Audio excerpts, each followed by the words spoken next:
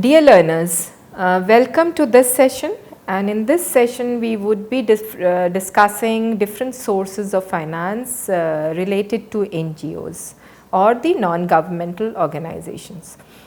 It is very necessary for us to understand that how do the NGOs they survive, how do they maintain the sustainability, and how do they sustain in a competitive environment. There are certain NGOs who are successful, who are globally recognized. They can be locally recognized, nationally recognized, globally recognized. But there are NGOs who come up and in a few years, they just, as they came up, they just go away. What is the reason for that? The basic reason for that is that they do not get certain kind of funding. They are not able to build a certain kind of an image. So in that case, it is very important to understand how do the NGOs they gather certain kind of finances for themselves to sustain in this environment and work for a cause, because they are such a concept that people they start the NGO with a commitment to provide access, to provide services to the poor. So in that case, if they just stop working, so it is a kind of demotivation for the people who started those NGOs or the individual who started that NGO. So in that case, they need to understand what are the different sources of finance which can be available for them to survive in the crisis situation or in the testing times. When we talk about the basic sources of finance, because everybody knows that finance is one aspect which is very, very important. It is related to money, right? So money is very important, whether it is for an individual or for an organization or for a community or for a family, whatever the case may be. The finances are important for everybody, and the basic reason why the NGOs are not able to succeed is the lack of finances. And there are certain cases the people NGOs are working for, they are also not able to survive because of lack of finances. So Indian NGOs, they have three basic sources from which they can generate money for their work, for the good work they are doing. And these three basic sources can be funding, the fund generation, and the fundraising. Now we will discuss these three sources one by one and see what is the difference between all the three, because they sound quite similar, right? So we need to find what is the difference between the three. When we talk about funding, funding can be through donation.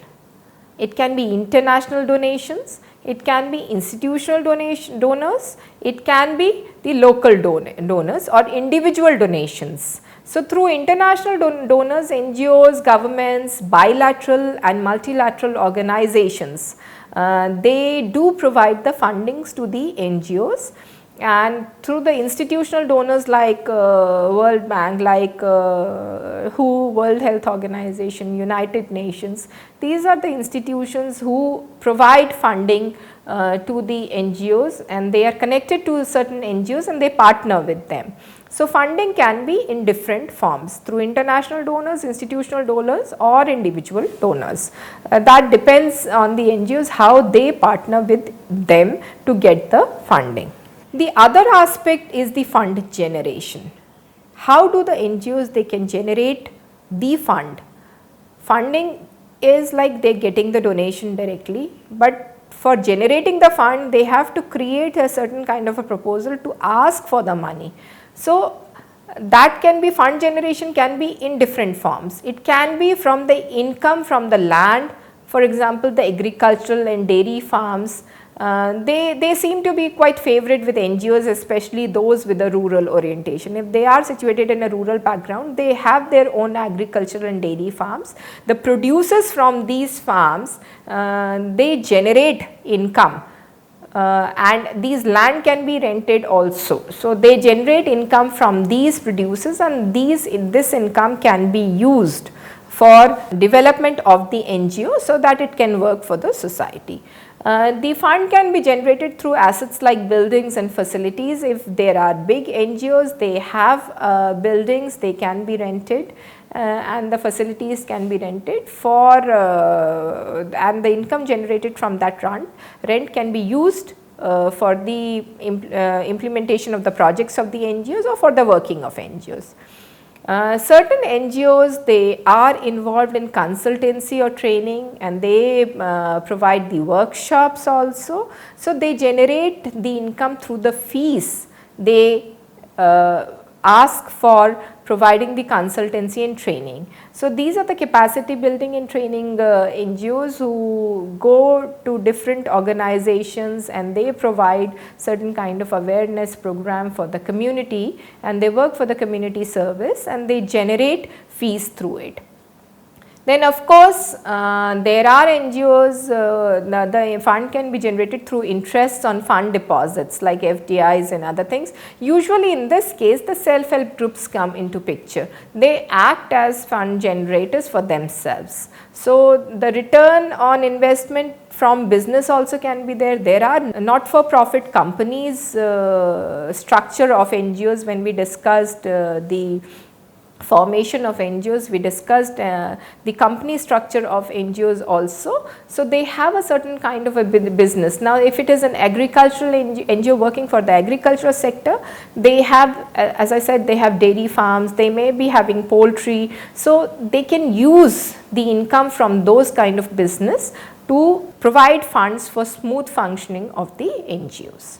The third aspect is the fundraising. The NGOs, they appeal to the public and they persuade the individuals and the groups to support their cause.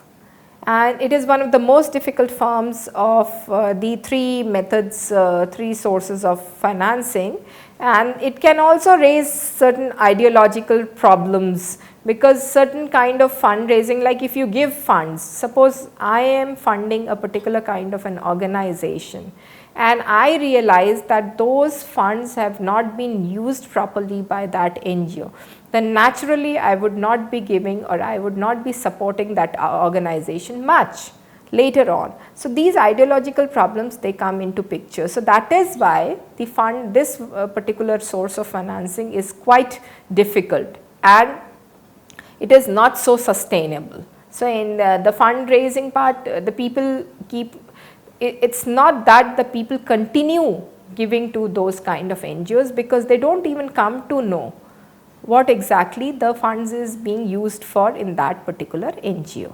So, this is, though this is one of the major sources of finance for NGOs. Now, out of these three sources, we would be discussing a common pool of methods which provide in detail, which provide the funding or the sources of finance to the NGOs. And most of the methods used by NGOs is interrelated, and it is not necessary that only one method is used by the NGOs. They can use a combination of different methods, like all these sources of financing can be used by a single NGO. So, that is why I have tried to compile all different forms or different methods of generating the funds or creating the funds for NGOs so that they sustain in the competitive environment. So, these are certain methods to acquire funds and they are globally accepted methods. These are grants, donations which can be in cash or kind, the contributions, the membership dues, the fundraising campaigns, then crowdfunding, income from investments, unrelated business income, loan financing, etc. Now, coming to grants, this is one of the major aspects or quite a popular method with NGOs, though it is quite time consuming and stressful. And for continuous funding, this is one of the best methods of financing. But in this case, what happened is the formalities, certain formalities needs to be done. The forms have to be filled in from where the grants to be taking. And in India, NABARD is one of the organizations which provides lot of grants through certain schemes for farmers. But in that case, of course, the proposal and other things have to be filled in. These kind of organizations, they are the biggest contributors to the NGOs, and in certain sense they help the NGOs to grow, because if the proposal is accepted, if the feedback is that funding has been, the funds or the grants have been used properly and the project has been implemented by the NGOs, then the NGOs, the credibility of the NGOs grow, and there is a brand image of the NGOs, and these organizations like NABARD, etc., they provide the publicity to those NGOs also.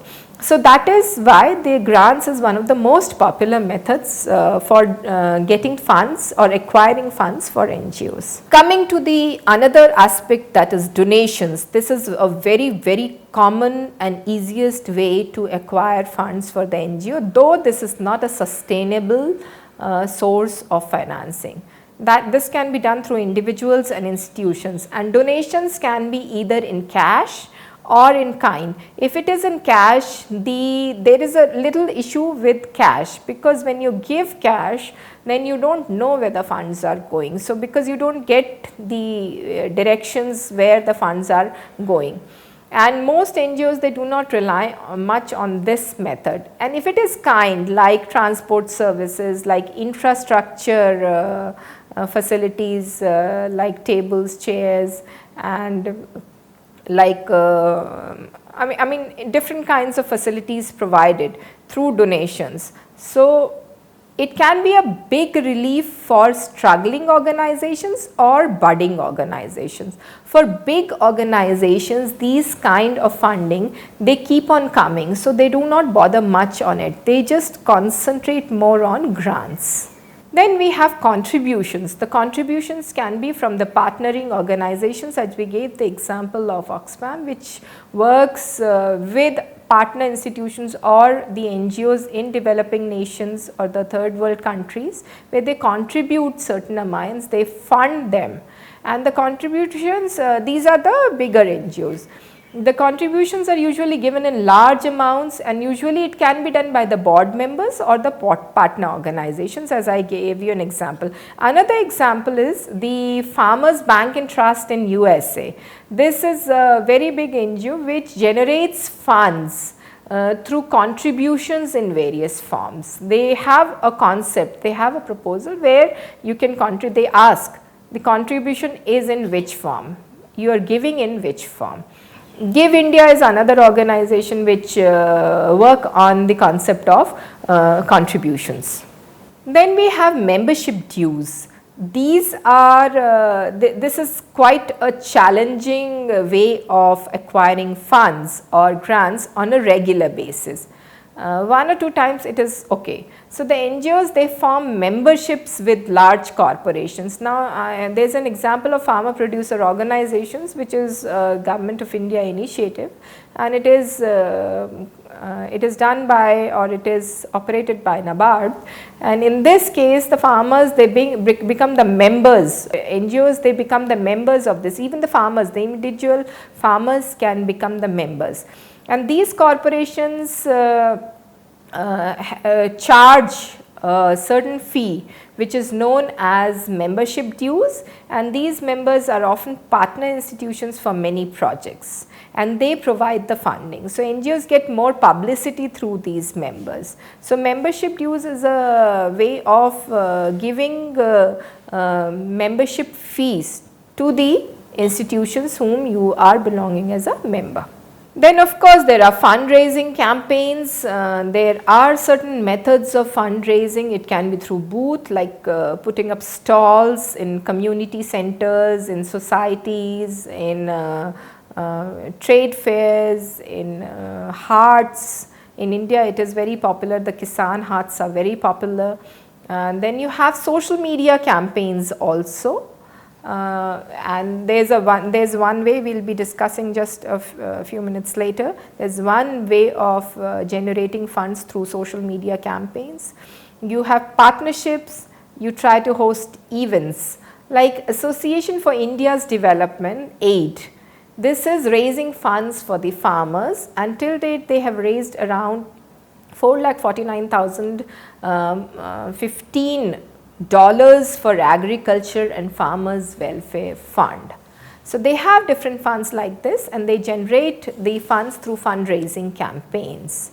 And another way of raising funds through fundraising campaigns is through social media, and that particular part is known as crowdfunding. And this is a very good mode of using social media as a form of raising funds. And in this case, the funds are generated through donation on the internet.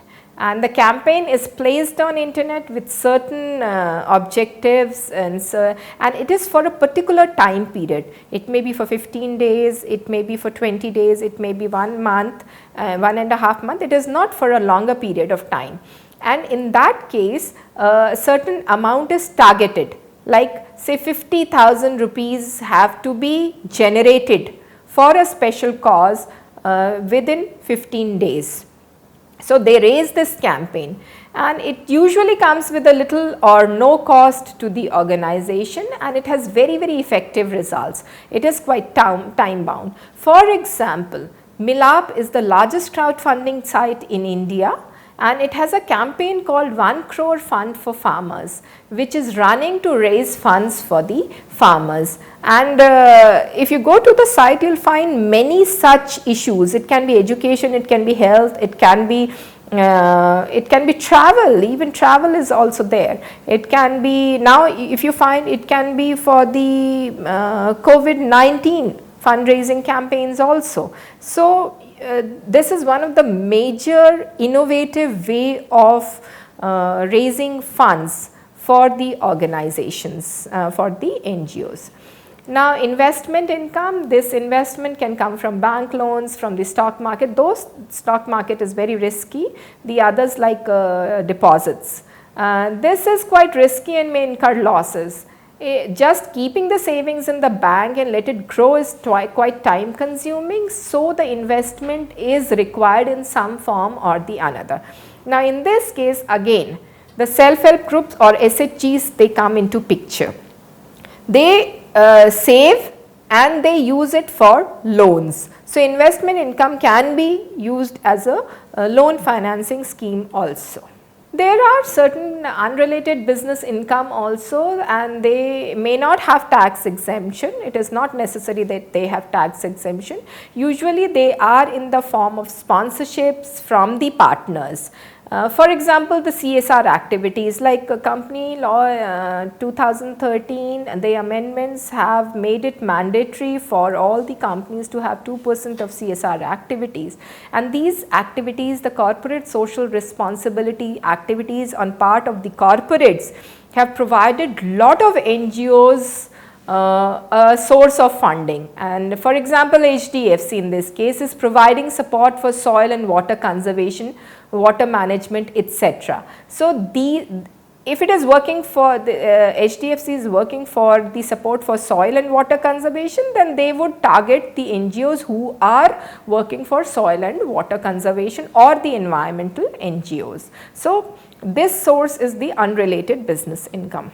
Then another source is the loan financing. This is quite a popular method to receive the capital, though it is quite riskier. It is good for NGOs who can repay the debts. Usually this is meant for the NGOs who are sustaining for a longer period of time, but it is not advisable for the NGOs who are not ready to pay the debts or who are not able to pay the debts. So the budding NGOs or NGOs who are not stable enough, they are not advised to take the loan. To summarize the whole concept, we can say that the NGOs do need the funds to start the project and complete it successfully. And there are various ways of funding. Funding can range from funding, fund generation, fundraising. And most of the time NGOs, they do not go only for one method of funding, but they go for multiple methods of funding to generate the funds. So this is all about the sources of financing. And if you go to the websites of different NGOs related to farming, related to agriculture, related to rural sector, you would find the whole way how they generate the funds also, because transparency in this case is very, very important. Thank you so much.